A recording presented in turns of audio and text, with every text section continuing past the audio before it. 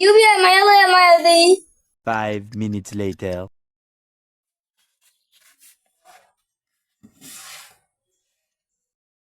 কেমন আছো?